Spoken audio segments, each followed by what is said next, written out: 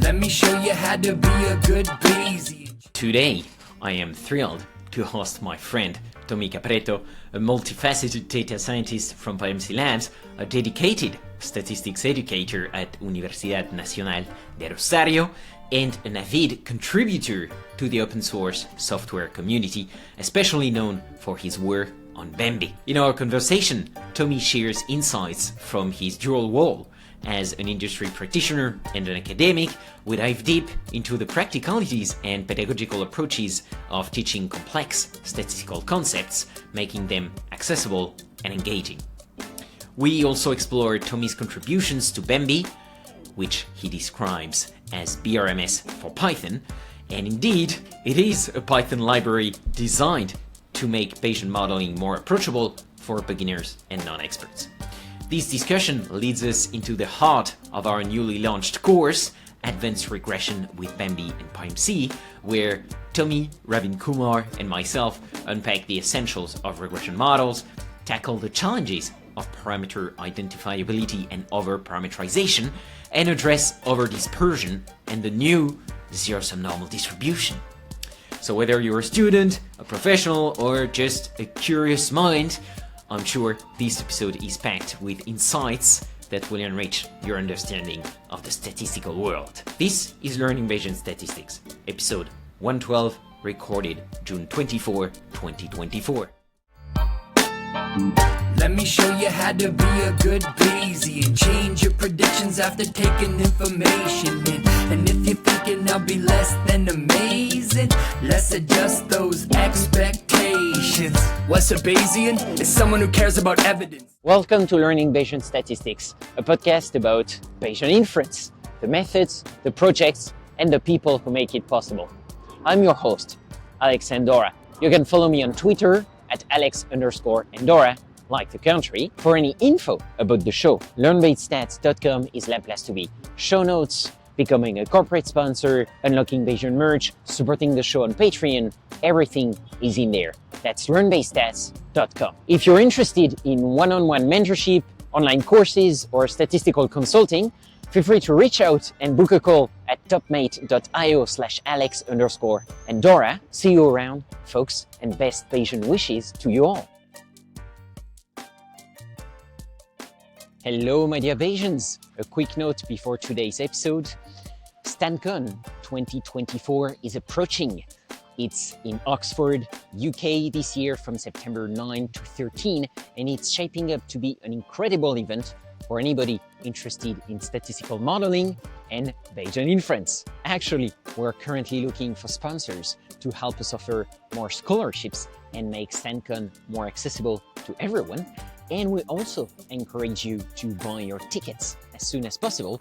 Not only will this help with making a better conference, but this will also support our scholarship fund. For more details on tickets, sponsorships, or community involvement, you'll find the StanCon website in the show notes. We're counting on you. Okay, on to the show now. Tomi Capretto, bienvenido a Learning Bayesian Statistics. Hello, Alex. Muchas gracias. Thank you. Yeah, thanks a lot for taking the time. That's actually a bit weird to talk to you in Spanish, in English now, because we're used to talking Spanish. Yeah. But for the benefit of the world, we're gonna do that in English. So it's awesome. Like I'm really happy to have you on the show, because with the you started as a colleague, and with the years now, you're definitely a friend, or at least I consider you a friend. I will tell you after the recording if I consider you a friend, depending on how it goes. Mm-hmm. That's smart move. I've lost quite a few friends because of my editing skills. And yeah, so I mean, it's a long overdue interview. I've had a lot of people who told me, "Oh, you should have Tomi Capretto on the show," and I always answered, I'll come to the show very soon, don't worry. It's just we're finishing working on a project right now together, so I'll invite him at that point so that he can talk about the project. And you guys maybe know what the project is about, but you'll see at the middle of the episode, more or less, people. But if you listen to the show regularly, you know which project I'm talking about. But first, Tomi, we'll talk a bit about you. Basically, can you tell people what you're doing nowadays? What do your days look like? So I'm doing quite a lot of things regularly. Mainly, I work at PyMC Labs with a great team. We work in very interesting projects doing Bayesian stats. I have the pleasure to be working with the people making the tool that I love. That's amazing. It's also great.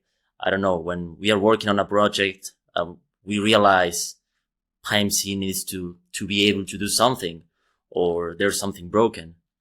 We are not wondering, is this going to be fixed at some point in time? Are the developers working on it? We can just go and change the things.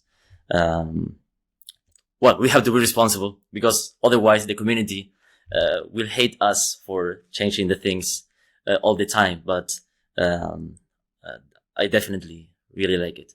So I work at PyMC Labs. It's my main job. I've been at Labs for around 3 years, I think. In parallel, I also teach in university here in Argentina. I live in Rosario, Argentina, which is like the third largest city in the country. For listeners who don't know Argentina, we'll see if I know Argentina well enough after Buenos Aires, of course, and Cordoba. Yeah, I think that's the correct order. Should be then. And of course, for the football fans, the city of Angel Di Maria and Lionel Messi, of course. Yeah, correct. And for some niche fans of football, like if you're from the UK or from some very particular area of Spain, also Marcelo Bielsa, which is a coach, a very particular coach. He's also from here. Oh, I didn't know he was from Rosario too. Ah, okay. Yeah. We have very particular characters in the city. Yeah, now I understand why he's called El Loco. Okay. Yeah. That's how we call Tomi inside PyMC Labs. You're not supposed to tell that to people. Oh yeah, right. Oh, I'm sorry. I'm not supposed to tell that to you. Yeah. On the show I can. I live here in Rosario. I don't know why I'm telling that in English. I teach in our national university. There's a program in statistics, which is the program where I studied. And now I'm teaching also Bayesian statistics. There's a whole course dedicated to Bayesian statistics in the final year of the career. It's a new course. It started in 2023. That was the first edition. Now we are finishing the second edition. The students hate and love us at the same time because we make them work a lot, but at the end of the day, they learn, or at least that's what they say, and what we find in the things that they present. Those are my two main activities today. I'm also an open source developer, contributing mainly to Bambi, PyMC, Arvis. Sometimes I'm creating a random repository to play with something, or some educational tool. And from time to time I teach courses. I've just finalized teaching a Python course. It's like a mixture between statistics, computers, basic statistics, Python, also R, which was my first language. And that's the world where I live in. Yeah, definitely. You do a lot of things for sure. Yeah, I think we can go by different directions, but I'm actually curious if you can talk about. I know you have an exercise in your class where you teach Bayesian stats, and you introduce them with M&Ms. So. Oh yes.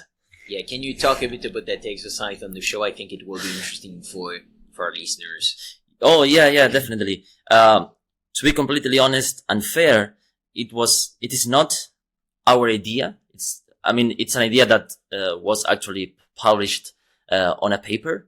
I don't remember the name of the paper, but I'm gonna find it. I have it, and I'm gonna give you the real source of the game. But we have adapted that.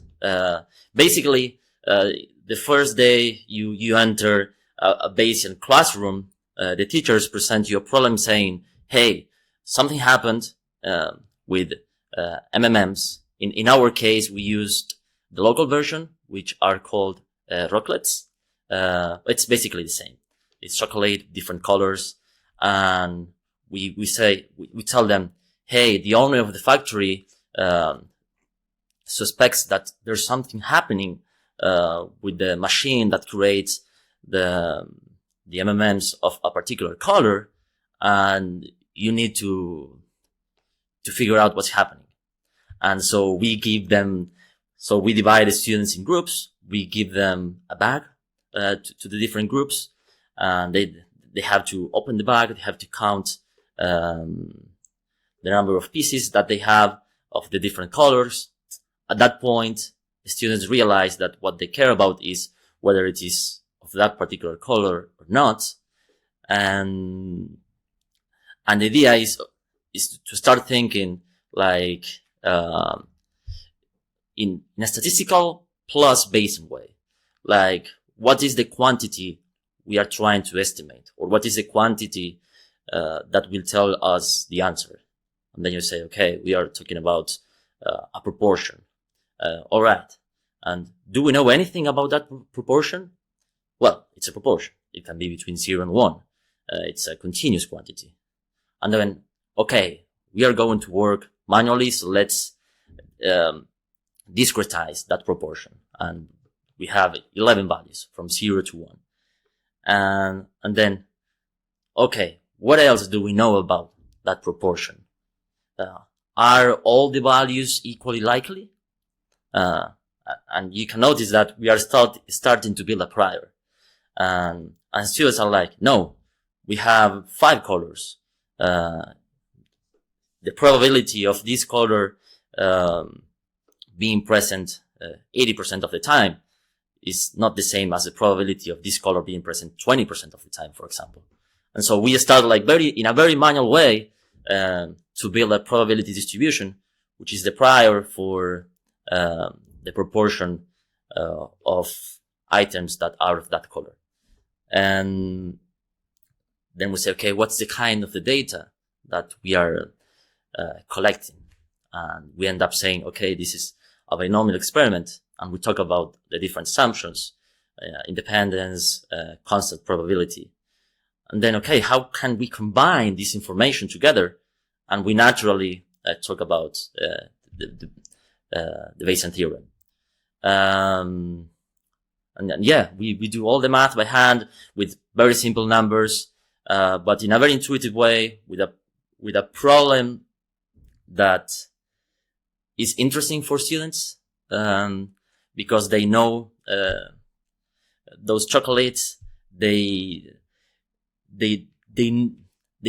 can feel it makes sense to put what they know about the problem into a probability distribution, because they know that they know something about the problem. And doing some very simple math using probability rules that they already know, we can arrive a solution in a Bayesian way.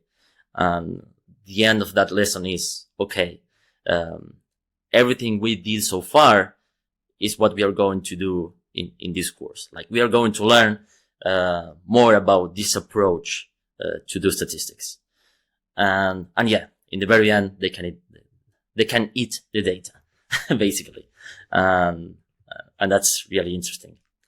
In the very first edition, we used rocklets, which are like M&Ms, and in the second edition, we used gummy bears. But the logic was more or less the same, but we changed the product.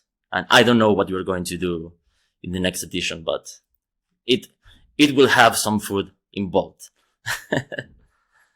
Yeah, it's definitely very interesting, and I'm fascinated by like these approaches to introduce stats to people, which are like more intuitive.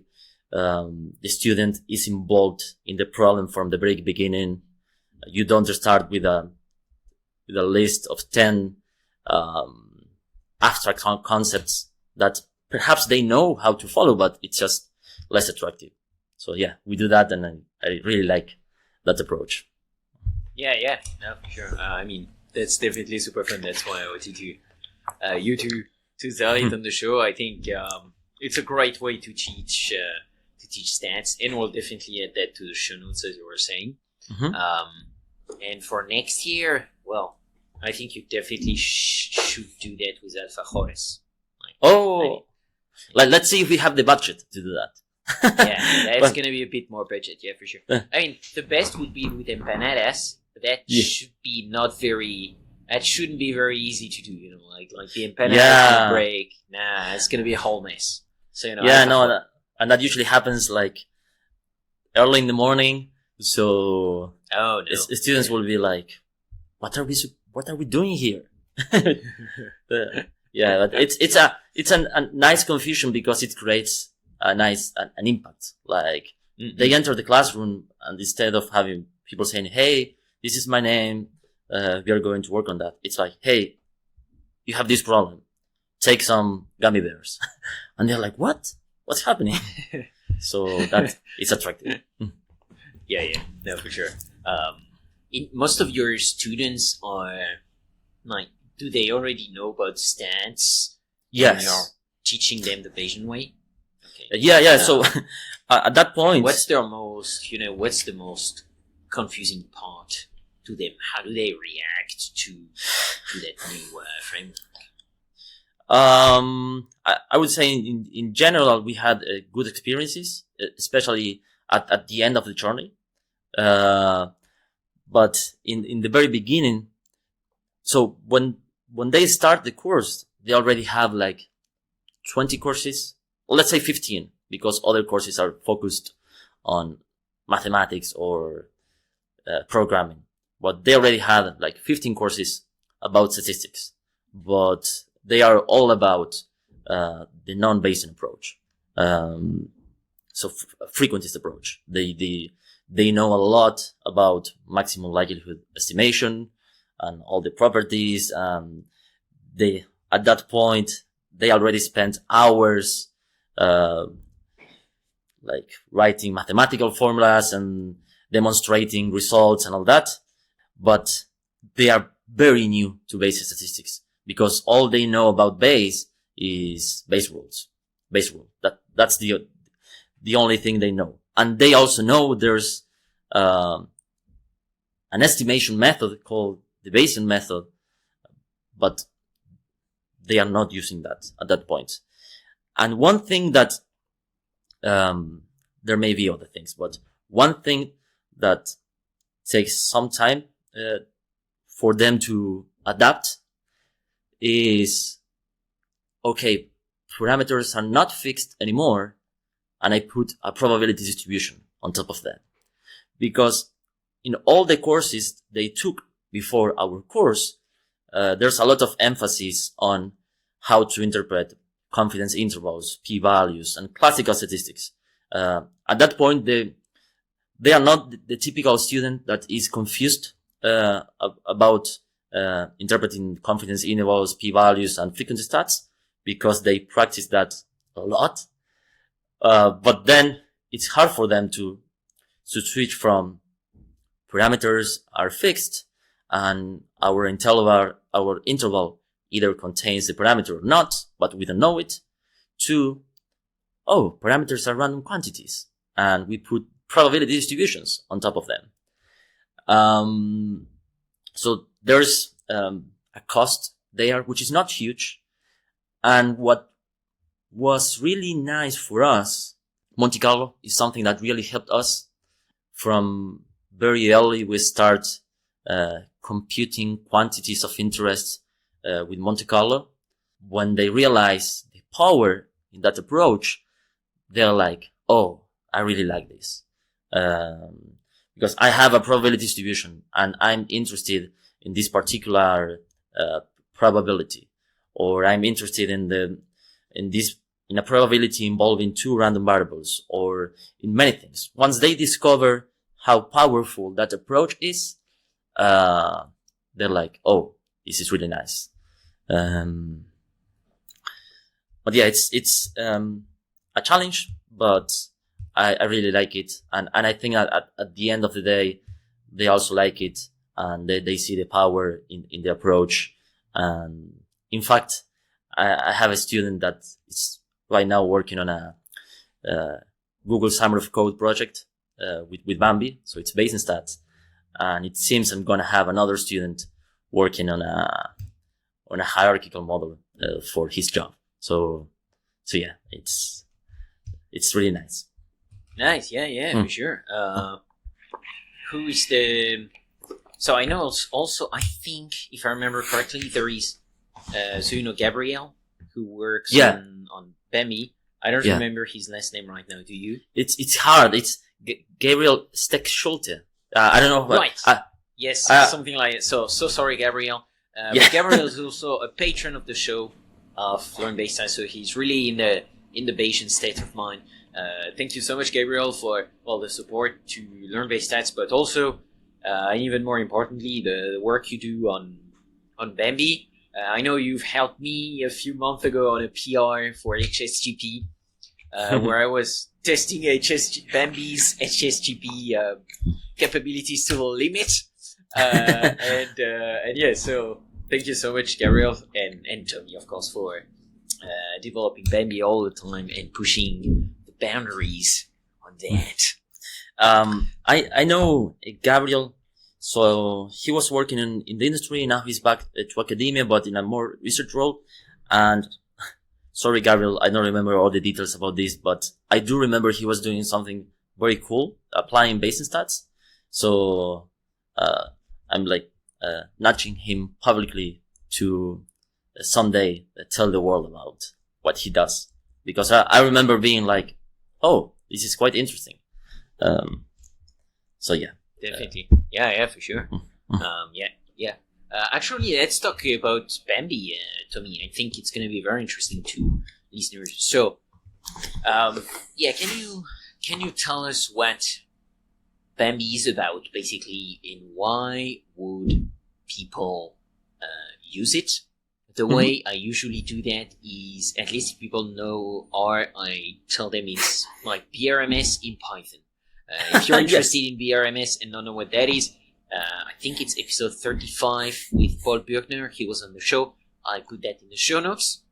But if you want now Tomi's definition of Bambi, so one of the main core devs of Bambi, well, here it is, folks.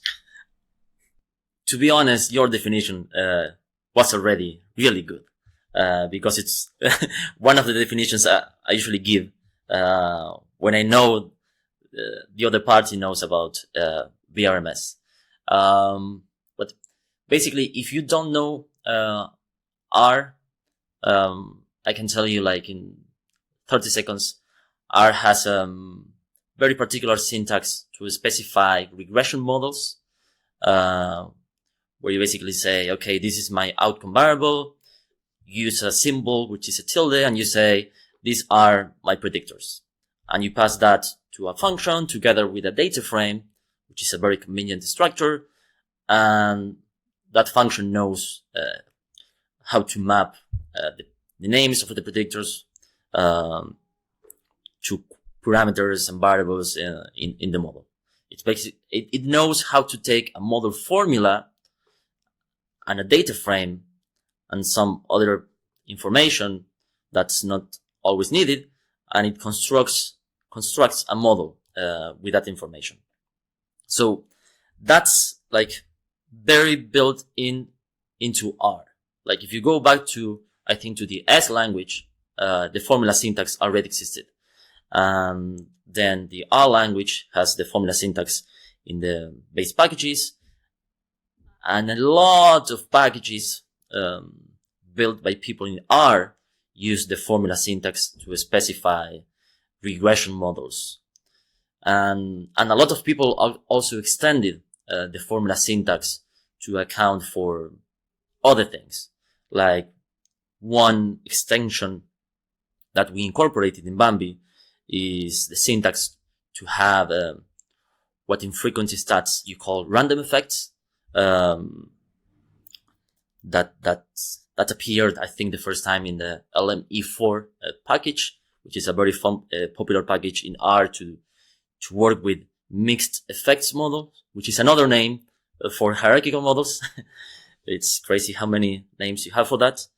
So basically in R, you have this formula syntax and this very short way of writing a statistical model. And a lot of people created a lot of packages to have a larger variety of models. Then let's go to Python. Python is a more general programming language. It has great support for statistics, machine learning, Bayesian stats, and all that. But you don't have something like a model formula built in the language. And I think one of the very first attempts to build that, which was extremely successful, it's PyMC, which is a library developed by I don't remember the name of the guy. Sorry, I think it's Nathaniel, but I don't remember the last name. But that's like, as far as I know, the first package and the largest package that brought the model formulas to Python. And then other libraries started to build on top of that PyMC library. For example, stats models. And stats models allows you not to copy and paste your R code, but basically to say, okay, this is in R how I would create a linear regression model. Okay, in Python, what do I need to do? Okay, I need a pandas data frame, a model formula that it passes in a string, and it works the same way. And so as it happened in R, with people creating packages to extend those capabilities, the same happened in Python. Like, you have stats models, which is very popular, but there are also many other libraries. And one of those libraries is Bambi, which extends the model formula and uses the model formula in a Bayesian context. So Bambi stands for Bayesian Model Building Interface. It uses a model formula and a syntax very similar to the syntax that you find in R to create Bayesian models. I think what's great about it is that you're not only creating the model, but you also have a lot of functionalities to work with the model. For example, obtain predictions, which is not trivial in many cases, or compute some summary of interest, or help you to find priors that are sensible for the problem that you have. And so, yeah, I joined the Bambi project. I think it was in 2020 or 2021, while working with Osvaldo. He was my director in CONICET, which is like the National Institute for Science and Technology here in Argentina.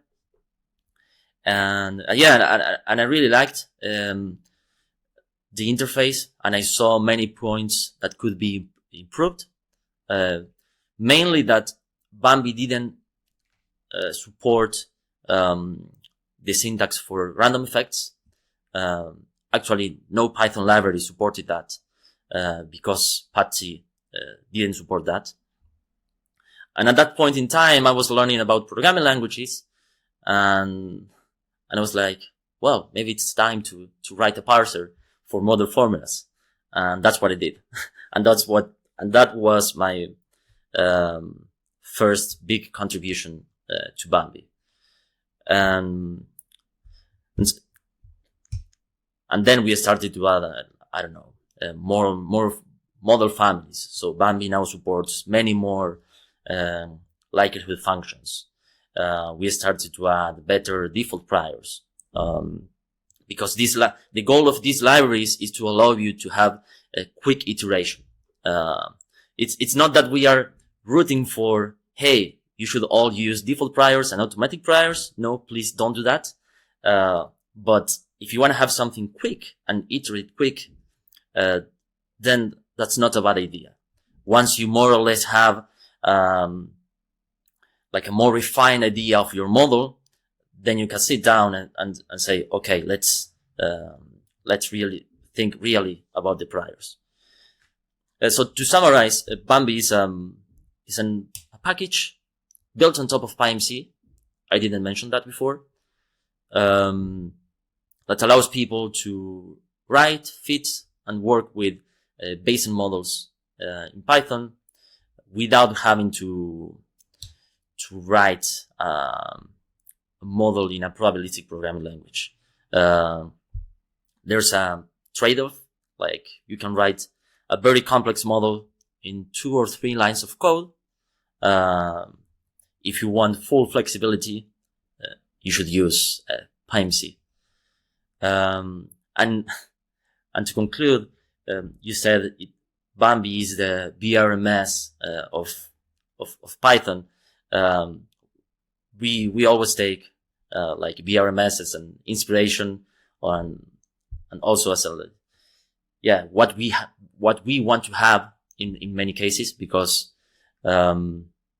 implementing Bambi, I learned a lot about BRMS and how great it is actually, because the complexities it can handle and the variety of models and kind of things you can have in a model in BRMS is huge. I'm not aware of any other interface like this that supports as many things, Bayesian or non-Bayesian. It's truly amazing. And yeah, we are always taking ideas from BRMS.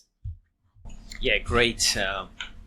Great summary. Thanks, Tomi. And even like brief history of Bambi. I love that. So in the show notes, I added the link to Patsy that you mentioned, and also the link to the very first Learn Based Stats episode, which was with Osvaldo Martin. So it was episode number 1. It's definitely a vintage one. People, feel free to I have a fun story about that. Listen. Oh yeah? I don't know if I told you about this story, but when Osvaldo recorded that, I think I know. You know. But I don't know if the public knows about that story. So Osvaldo and I used to work like in the same building, not in the exact same office, but his office was in front of my office. So if he was talking to someone, I could listen. Not very clearly, but I could realize he was talking. And some random day, I was in the office and I noticed that he was talking English, but alone, like not with another person. And I said, what is he doing? And then after that, he told me, oh yes, I was interviewed in a podcast that this Alex guy who's been contributing to Arvis is starting. And yeah, I think it's very cool. I think it went very well. And at that point in time, I didn't know you, but I knew there was a podcast guy. And it turns out that I witnessed it, the first recording of Learn Basic Statistics, which is pretty fun. And look where we are now. Pretty interesting. Yeah, this is really cool. I love that story. It was already all linked together. I love that. Yes. So I really love Bambi for what you just said. I think it's a great way to start and iterate very fast on the model. And then if you validate the concept, then you can switch to PyMC and build the model again, but then build on top of that, and that's gonna make all your modeling workflow way faster. Yeah, I really love that. Another thing also that's really good is for teaching, especially beginners, because that will abstract away a lot of the choices that need to be made in the model. As you were saying, it's not necessarily what you want to do all the time, but at least to start with, it's like when you start learning a new sport. Yes, there are tons of nuances to learn, but if you focus on one or two things, you already have the Pareto effect. Well, then Bambi allows you to do that, and I think that's extremely valuable. Yeah, and another point I'm realizing I forgot to mention is that it lowers the entrance barrier. Like, there are a lot of people who are not statisticians, but they do stats because they have experiments, or they are studying something and they have data, and they have some level of familiarity with some models, and they know that that's the model they want to fit. But probably writing PyMC and working with indexes and divs and chords is too much, and going to Stan and typing everything or is also too much, and they don't work with R, and they want some higher level interface to work with. Then Bambi is also what they use. And yeah, I also really like that. It's like, it makes Bayesian stats,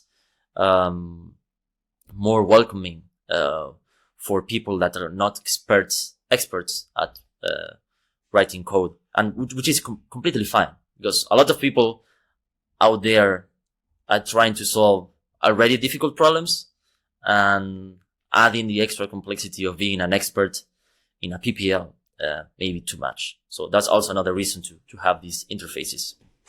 Yeah. No, definitely, completely agree. And I think that's also, so basically, if people are curious about Bambi and get started with that, I definitely recommend taking a look at the Bambi's website that I put in the show notes. And also, well, probably then about our new course, Tomi. That's the project I was talking about.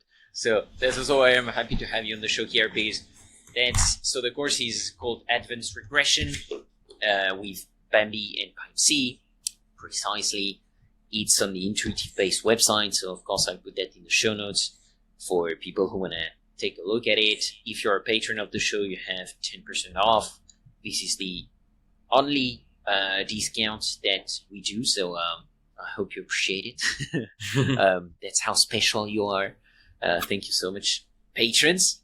And yeah, maybe Tomi, tell us about, the course and what it is about, and for whom in particular that would be. Because we spent a lot of time on this course. It took us 2 years to develop. So I'm super happy about it. I'm also super happy that it's done.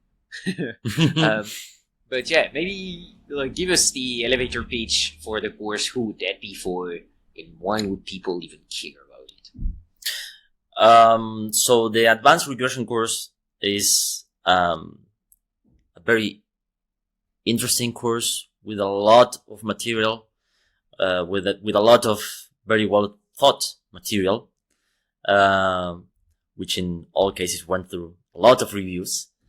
It's as the title says, it's a course about regression, but also, as the title says, it's an advanced regression course. It doesn't mean it starts from the very beginning being extremely advanced, and it doesn't mean it involves the craziest mathematical formulas that you're going to see in your life. But it means it's the course you have to take if you want to take that second or third step in your learning journey. Like, for example, if you took an introductory course like yours, or another introductory course, and you feel that's not enough, or you are you're open to learn more, you're eager to learn more, then that's the course for you.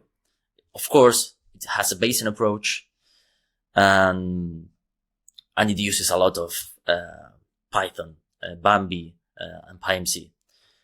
And every time I talk about regression, I wanna clarify something. I remember a conversation I had with colleagues when I was just starting in a previous job, and they were telling me they were taking a course about statistics, like those courses where you have a ton of topics but only very lightly covered, and they were like, yeah, the first 2 units is regression, and this is a lot. And I was telling them, in university I had 6 courses about regression. It was not just two units in a course. And that's because I think in many cases people think that regression is something very simple. It's the linear regression that you learn in a basic statistics course. Like you have a predictor and you have an outcome variable and you have a predictor, then that's simple linear regression. You have multiple predictors, you have multiple linear regression. And that's it. That's all linear regression gives you. And all the rest are crazier things that fall under the machine learning umbrella. But in the course, we see that that's not the whole story. So many things are regressions, or if you don't like the term, maybe we can give you a better term in the future. But so many things are linear models, which sounds pretty basic, right? You say, oh, this is a linear model, this is a linear equation. It's like, oh, this is for dummies. But if you're curious, take the course and you will see that with linear models, you can do a lot of crazy things. Of course, we start with simple linear regression and we do multiple linear regression, but then very quickly we go to logistic regression, Poisson regression.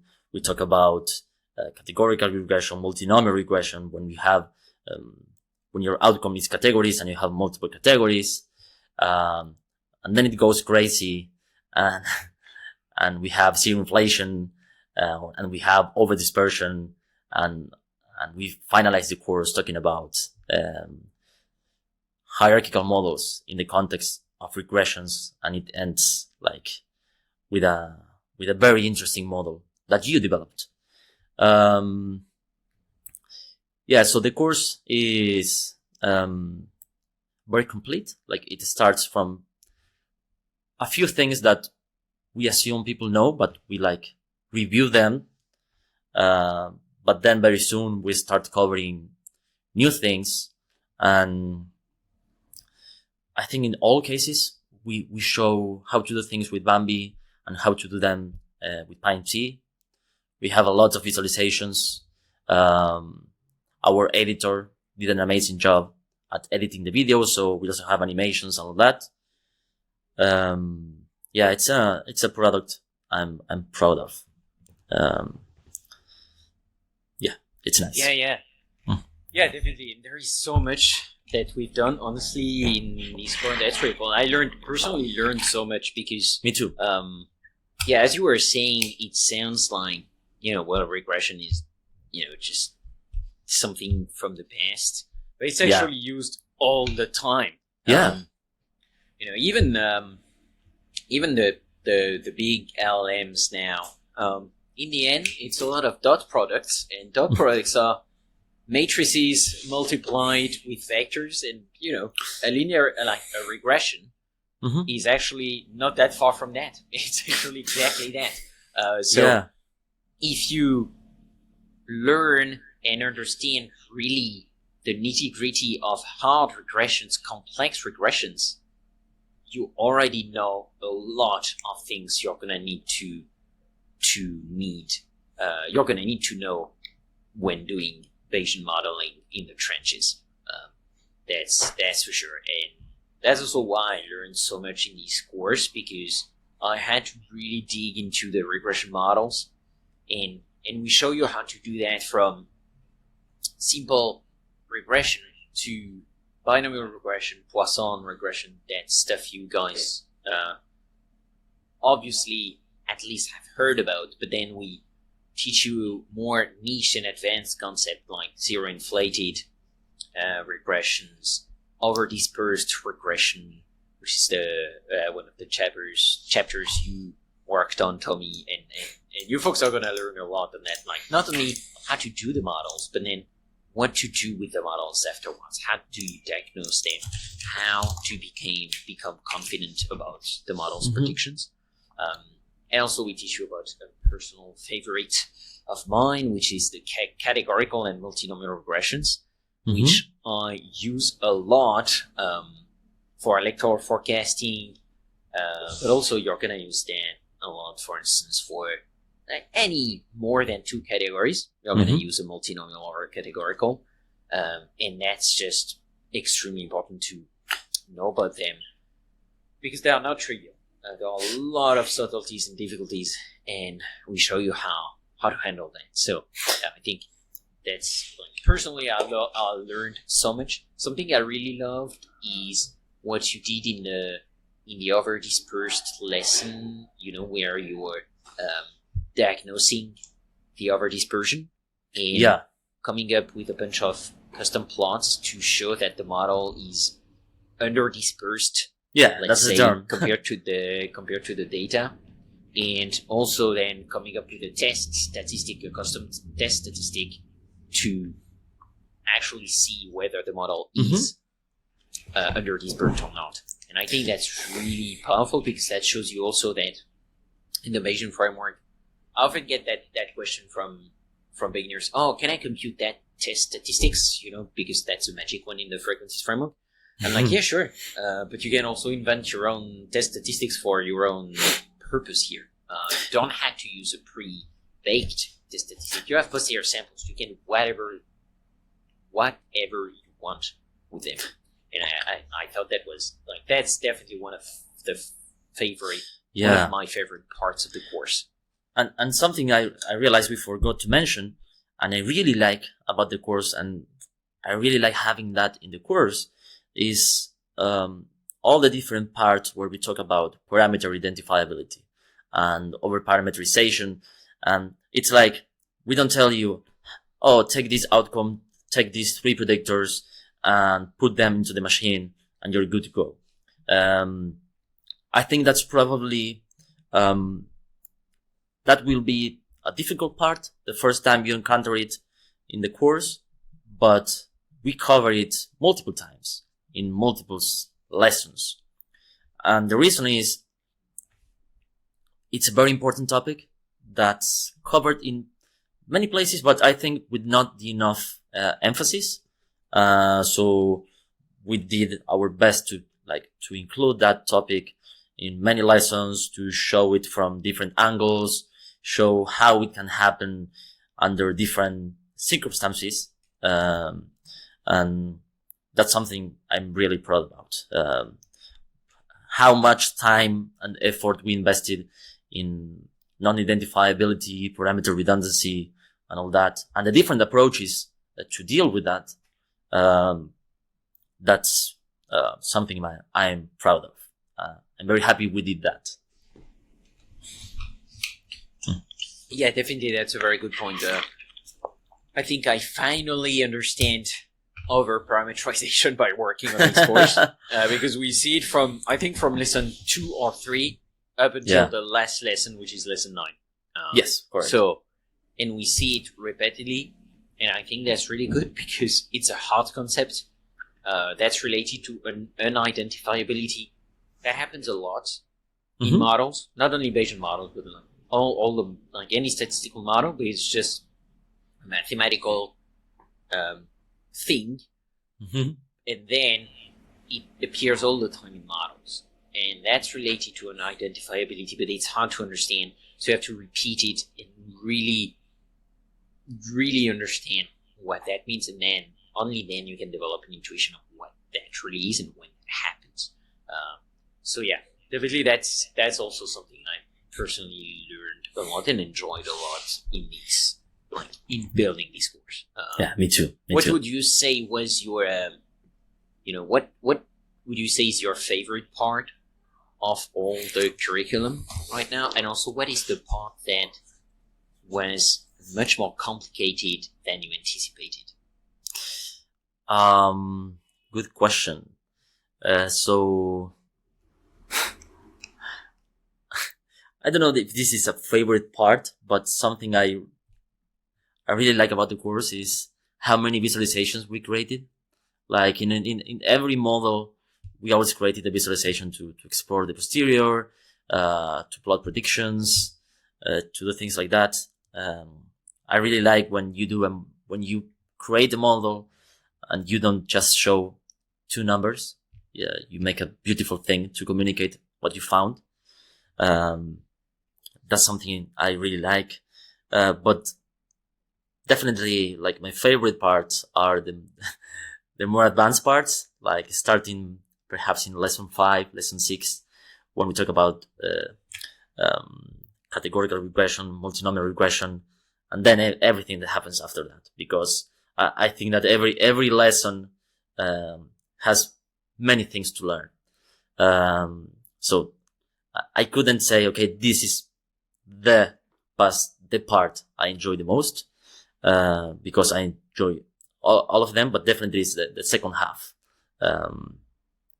And something that was difficult, actually, while working on the lesson about overdispersion, I looked through a lot of books, papers, and all that. And it was not easy at all to find many references, examples, data sets, like very well worked examples, like from end to end. Honestly, I thought I will find a lot more, many more resources, and it was not that easy. I read papers like from 50 years ago. Those is scanned papers, like written in machines. That was harder than what I anticipated. Crafting that lesson required a lot of reading, not only for the complexity, but also to find resources that helped me build the lesson. Yeah, definitely that was challenging and unanticipated. Yeah, that lesson was hard, for sure. It was difficult one. I mean, for me, I think my favorite part was really, as I was saying, learning, not learning, but really getting to another level of understanding of an identifiability and overparameterization. And also a next level in my understanding of the zero-sum normal distribution. Because I had to use it a lot in the whole lesson. And so, I mean, in all the lessons I'm teaching in this course, so 3 of them, I'm using zero-sum normal. So I had to really dig deep. And actually, that's something that, the students have said from the beta version that, it's very interesting to see how you solve one of the unidentifiability that can happen in models. So, like, for instance, with multinomial models, one of the probabilities, like the last category's probability is entirely determined by the n-1 previous categories. So that's basically what an overparameterization is. If you put a parameter on the n categories, then your model is overparameterized, because the last category is entirely determined once you know about the n-1 previous n-1s. And so there are at least 2 ways to solve that, as we show in the course. One of the classic one, and it's the one that automatically implemented in Bambi, is reference encoding. So you take one of the categories and you consider that this is the reference, and you fix it to an arbitrary number. So fix that parameter to an arbitrary number. Usually it's 0. And then all the other categories, these parameters are in reference to that category. So you could do that, but you can also do, and that's what we show you also in the course, you can also say, well, instead of fixing one category to 0, I'm gonna fix the sum of the categories to 0. And that way you can still have n parameters, one for each category, which is really cool, because that way you don't have to think about one category as a reference, and you just use a zero-sum normal distribution instead of a normal distribution. And that distribution is going to make sure that the sum of the categories sum to 0. So that will depend when you prefer one or the other, but usually when you don't have a natural placebo, you will probably prefer the zero-sum normal parameterization, because then there is no obvious reference. Whereas a placebo is an obvious reference, you probably want all the parameters in reference to that category. But the zero-sum normal is going to be in reference to the average of all the categories, and you can actually model an average for all the categories in this parameterization. And then all the categories will be an offset of that baseline. So that was definitely something super interesting that helped me pass a level in my understanding of the distribution in that course, and definitely a lot of beta testers appreciated it. And I guess something you want to say something also about that to me, because you know the zero-sum normal quite well. So. Yeah, but something something nice I want to say about the zero-sum normal. In PyMC, the zero-sum normal is implemented as a distribution, which I think it would be better if we could say, okay, this is a normal distribution plus transformation or a restriction. But having something called zero-sum normal and being able to use that as any other PyMC distribution is very convenient, because the user doesn't have to deal with all the details to get that constraint. While if in PyMC you wanna have like other encoding, like wanna have reference level, you have to do it in a very manual way. You have to create a vector of normals with shape n-1. Then you have to concatenate a 0 to that other vector, and then you get a new vector, and that's vector you use in your model. And you end up having like a constant in your trace, and then Arvis complains about not being able to compute R hat, for example, because they are all zeros or all constant. And the zero-sum normal is also like more appealing for the general users. They just replace normal with zero-sum normal, and you're good to go. That doesn't mean we shouldn't think about what we're doing. I'm just talking about from like user experience. It's much easier to use a zero-sum normal, and also more intuitive in most of the cases.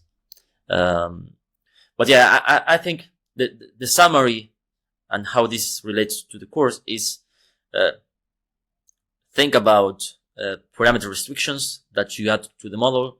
Think about how that changes the meaning of the parameters, and then be responsible with what you do. But know that there's not a single recipe for solving that kind of problems. Yeah. Yeah, and that's also why we have the whole community in Intuitive Bayes, and we have the discourse that people can ask questions, because unfortunately there is no one size fits all. No. I mean, I say unfortunately, but that's actually pretty cool, because otherwise I guess what we're doing would be pretty boring. Time is running by, and I think we've covered that topic quite well. I mean, I could talk about regression quite a long time, but I think that's a good overview. And of course, if people are interested in some of the topics we talked about here, let me know and I can do a special episode about some parts of regressions that you're interested in or you're really wondering about, or we can even do a modeling webinar showing you some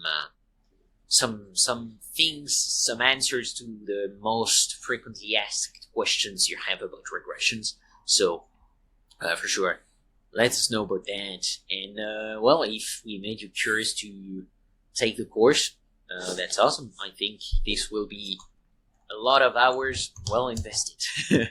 Because it's 9 lessons. It's, I don't know how many hours of videos, Many. but a lot. You have lifetime access to that. You have exercises, which are very important. Folks, I know I sound like a very old professor here, but actually I think the most valuable of the course is not only watching the videos, but also doing the exercises and going through the solutions that you have all on the repo and asking questions on the discourse, answering questions on the discourse, being part of that community. Basically, that's really how you're gonna get the most, I think. Because you cannot learn how to ride a horse by just watching people riding horses. It's the same with Bayesian modeling. So if you just watch the videos, that will be entertaining, for sure, but you're not gonna get the most out of it. So, yeah. And if you do take the course, please say hi. We're gonna be very happy to have you there, and we definitely want to hear from you. Tomi, maybe something I wanted to ask you before letting you go is, I know you've done some work lately about sparse matrices, if I remember correctly, in PyTensor. Is that something you think would be useful here to share a bit for listeners? Yeah, I can. It's a topic I really like, and I wish I knew more about that. And I'm always trying to learn. There's some depth at which I know nothing about how that works. But basically, you already mentioned this. Many things can be expressed as dot products, and a subset of those many things can be expressed as a dot product between a matrix and a vector. That happens all the time in linear models. That's basically the gist of a linear model. And in a subset of those cases, one of the matrix of that dot product is very sparse. And if it's very sparse... Define a sparse matrix for listeners. You have many entries in a matrix, but most of them, the great majority of them, are 0. So it means in the multiplication, they are not going to contribute anything to the final result.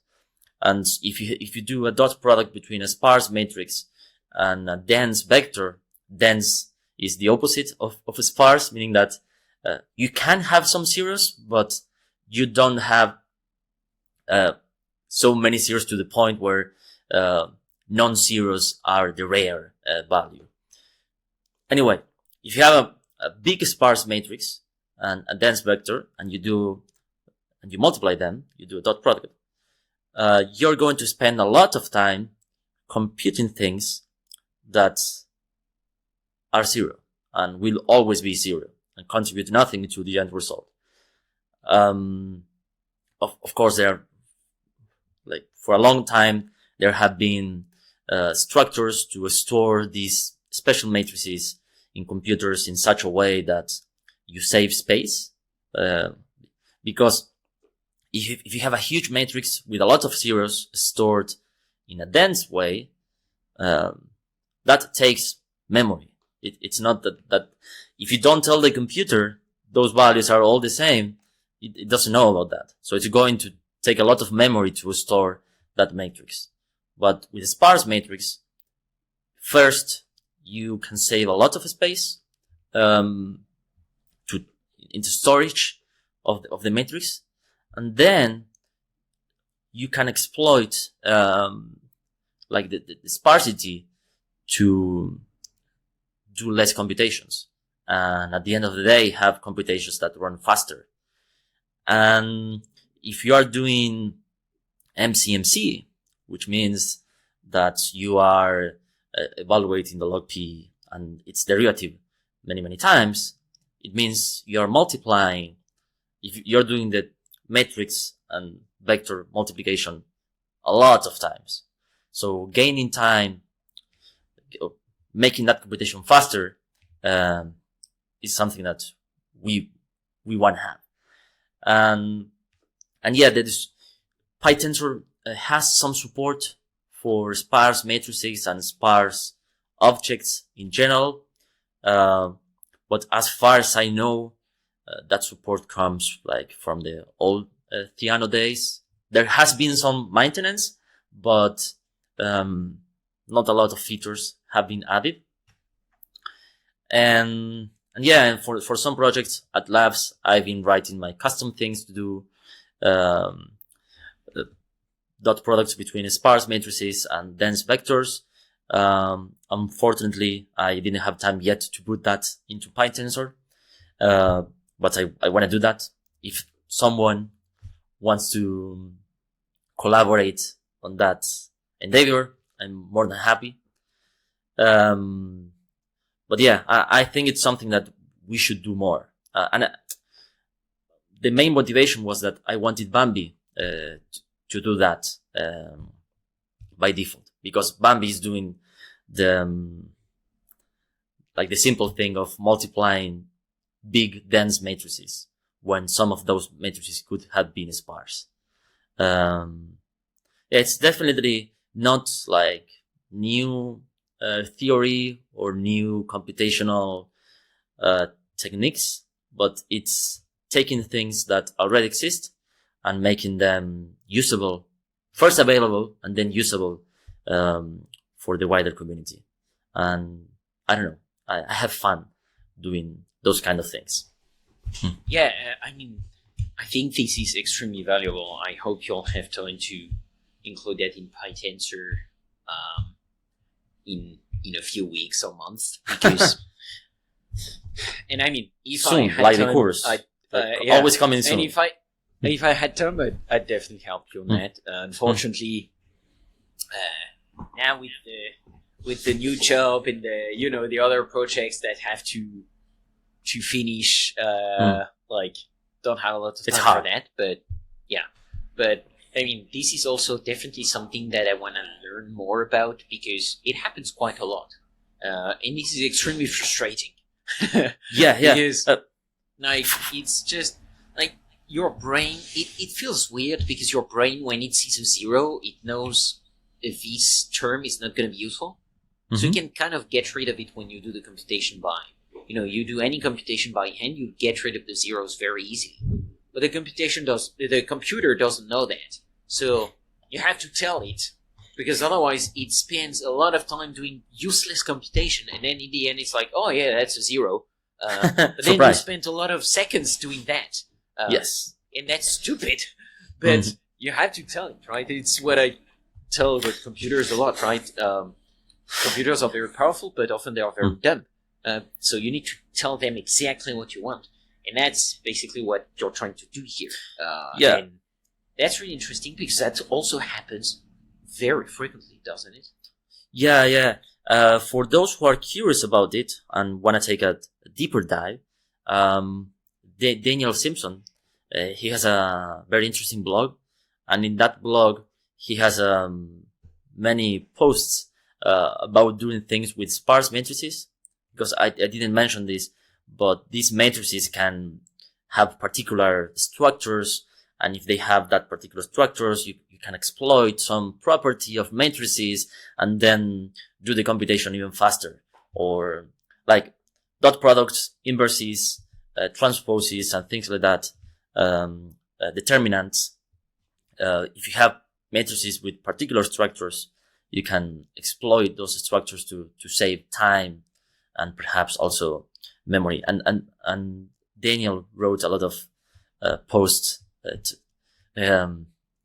doing things with sparse matrices, using JAX, which, PyTensor has these multiple backends. It has a C backend, it has a NumPy backend, and a JAX backend. And what has been frustrating, to be honest, is that the support for sparse matrices varies a lot in those backends, and that's one of the reasons that makes it harder to have something available that works for most of the cases. So in my use case, I implemented what I needed for the particular model that I had. But if you want to have something public or available for the wider community, it should work in more than just one single case. But yeah, I think what's needed is a few people with some time to work on that, and that should be it, because many things are already invented. I'm not saying the task is trivial, not at all. No, for sure. But I'm saying it's about investing time, programming, designing, testing, and all that. Yeah. So you heard it, folks. Really, if you're interested in working on that, and you don't need to be an expert on that, because we have people like Tomi on the PyMC repo who can mentor you. If you're interested in that and you want to dive a bit into open source, please contact me, and I'll put you in contact with the appropriate authorities, as we say.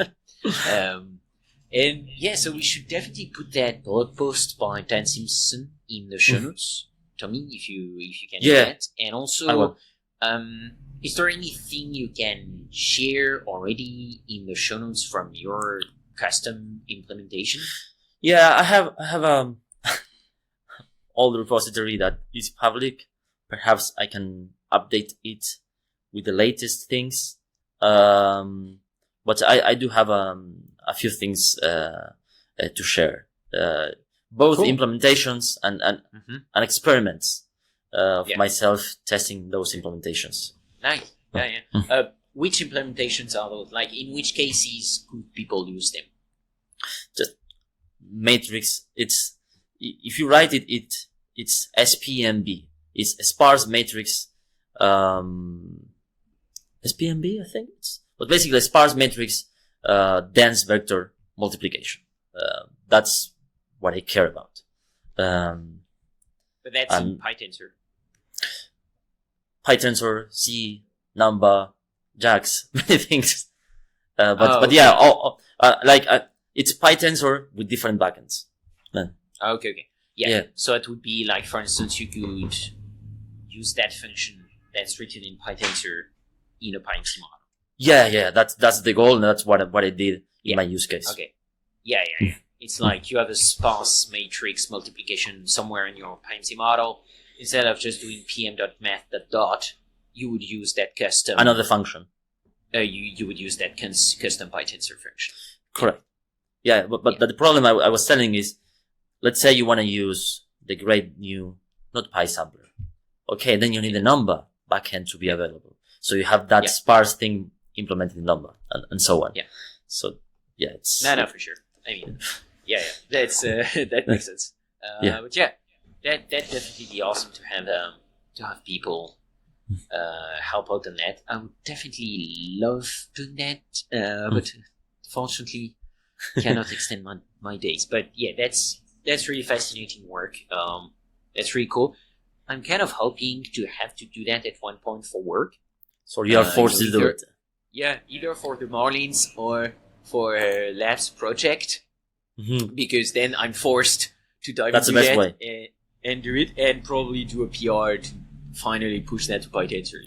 That's how a lot of my PRs end up being, So, that'd be great. Honestly, I'd love that. I love that because I've definitely been beaten by that before, and that's I had also looked into implementing a sparse softmax implementation in PyTensor. If I remember correctly, that ended up being very hard, and I didn't have a lot of time. to work on that project, so I had to abandon it. But yeah, definitely that'd be super fun. Yeah. Great. So, Tomi, I'm it's already been a lot of time, so maybe I just have one more question before the last question. Is now I know you learn a lot of stuff. Like we kind of work similarly, so I think something I'd like to ask you is, what are you thinking about these days? What do you want to learn in the coming week or coming month? Oh, that's an interesting question. I've been learning more about hierarchical models. So it seems like, but shouldn't you already know about that topic? Yeah, but turns out there are a lot of things to learn. And so I've been learning about Bayesian modeling and hierarchical models, like in multiple ways. Definitely gaining intuition through like computer exercises helped me a lot. But lately I went to more formal sources to have a look at the math and have a look at the properties to better understand assumptions, consequences of those assumptions, trying to understand when we can avoid computations. Like in some point my understanding was, okay, we have HMC. This is the best thing in the world. We pass any model between quotes because it's not any model, but let's say any model, and it just works. Okay, yes, you can have some problems, but let's say it just works. But then I've been learning more about those cases where you can avoid using such a sampler, or you can. I know it sounds boring to write your own MCMC routine, but if you have a model that you know very well, and that's the model you want to use, and NUTS is going to take 30 hours because you have millions of parameters, probably it's worth it, like having a look at the theory and realizing if you can do something more. And I'm learning about that, and I really like it. It's challenging. I think that with the experience of having worked a lot with Bayesian models, it is much easier to digest all that. So that's one of the things that I'm learning about.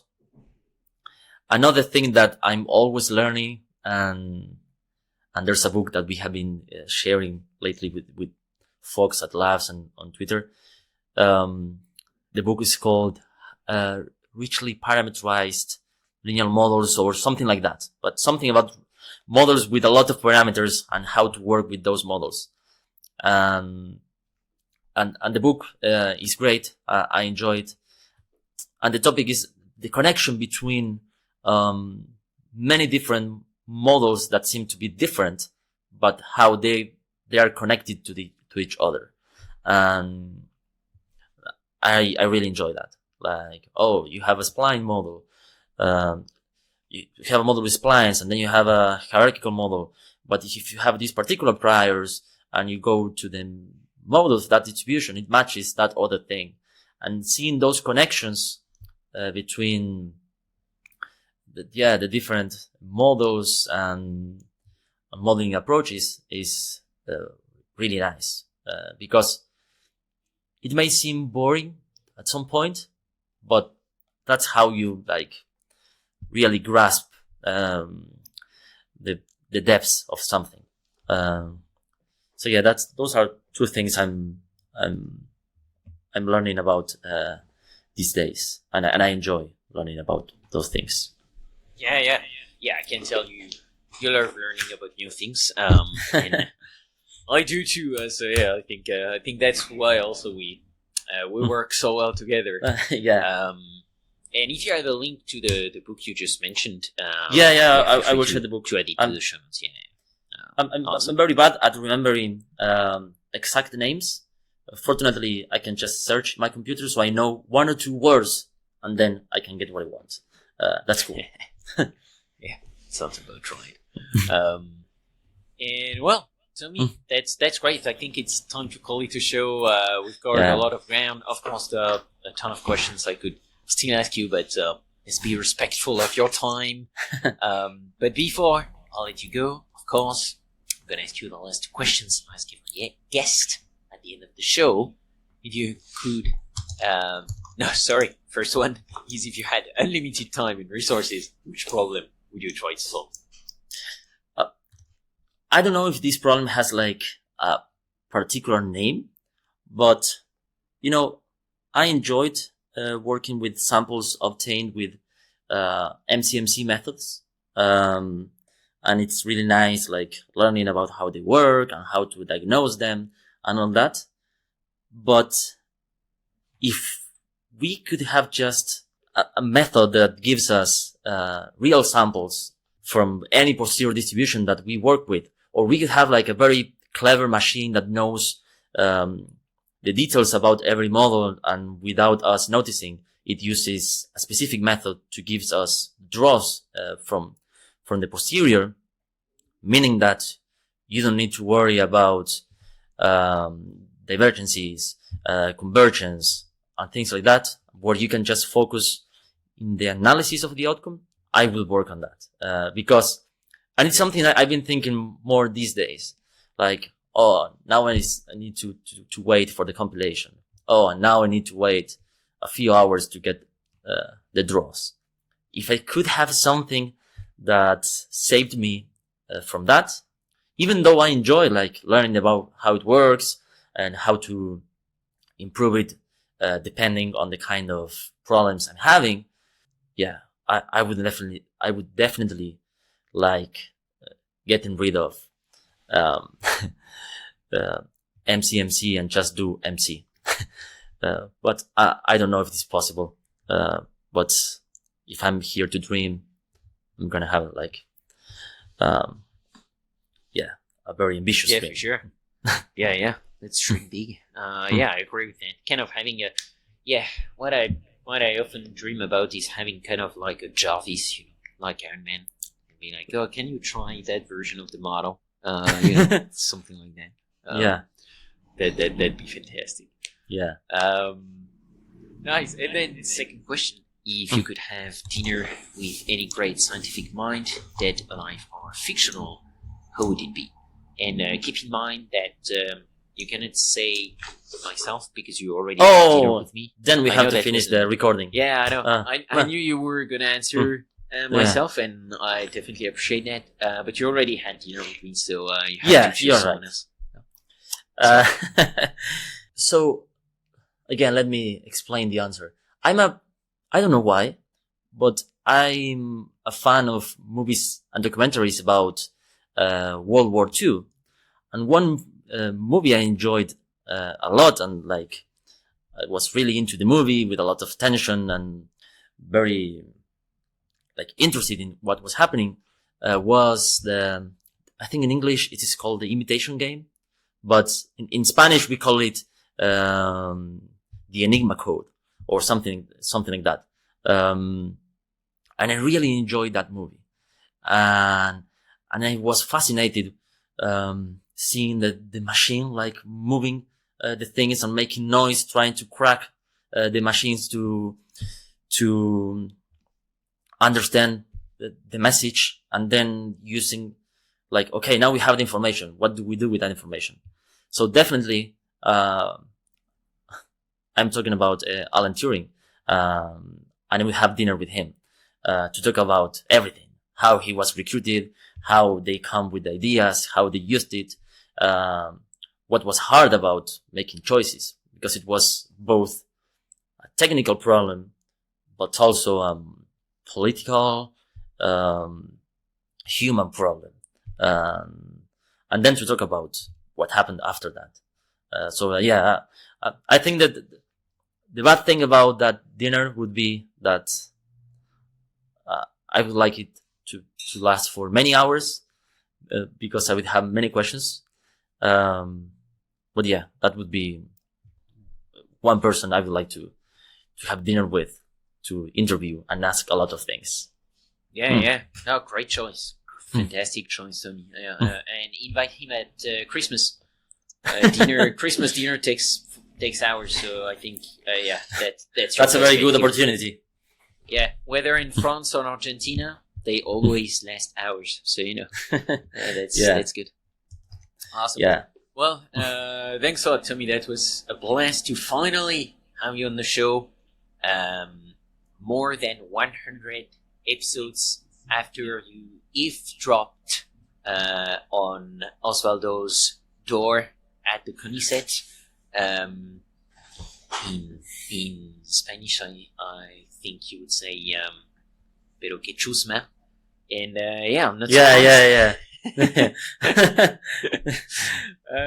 It's great to have you on the show, Tomi. And as usual, we'll put a link to your website, to your socials, to a lot of links for those who want to dig deeper.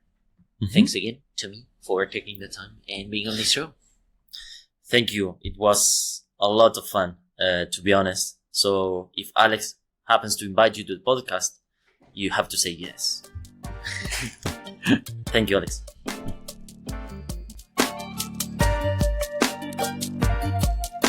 This has been another episode of Learning Bayesian Statistics. Be sure to rate, review, and follow the show on your favorite podcatcher, and visit learnbayesstats.com for more resources about today's topics, as well as access to more episodes to help you reach true Bayesian state of mind. That's learnbayesstats.com. Our theme music is Good Bayesian by Baba Brinkman, feat. MC Labs and Megaran. Check out his awesome work at bababrinkman.com. I'm your host, Alex Andorra. You can follow me on Twitter at Alex_Andorra, like the country.